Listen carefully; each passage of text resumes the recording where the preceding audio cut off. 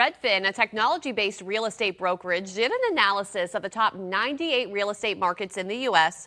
It found California and Florida have the most to lose during a recession. And get this, two Southwest Florida markets are in the top 5 primed to pop. Here to discuss this with me this morning is Denny Grimes with Denny Grimes and team at Keller Williams Realty. Denny, thank you for joining us. Good morning. Good morning. And okay, so first and biggest question, what two areas in Southwest Florida are you talking about? Well, we'll flash that on the screen, Taylor. And I think what's happening here is, there's hundreds of opinions of what's going to happen next. And this is a classic example of someone taking some data, throwing it into a blender and pouring it out. In this particular study, they used 6 different categories of data. And as you see from the list, California came out number 1. Boise was number 2. Now, these aren't the highest rated market. These are the highest rated to pop. So you don't want to be on this list. And what's interesting about Boise, that's driven by California. Then comes Cape Coral, Northport, and Las Vegas. So we made the top 5 list that we didn't want to be on. Right. So do you see anything going on to suggest that there may actually be a pop, that a pop is coming? Well, the word pop, like we talked about just before we went on air, is that it's relative. So they're talking about a bubble bursting. That's absolutely no. But I don't think we should be on the top 5 list for several reasons. Number one is that our market is being driven by people that are buying a home either to use full-time or secondary. We don't have high speculation.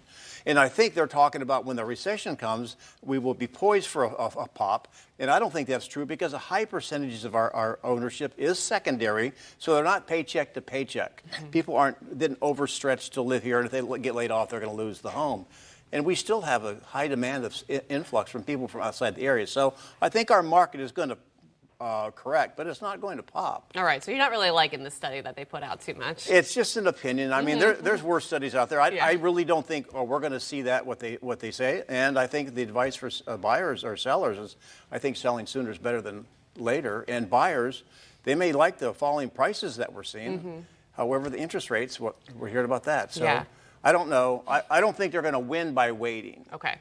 So moving forward, what do you see happening next in the market? Well, we're anxiously waiting July's numbers. I think we're going to see prices continue to soften.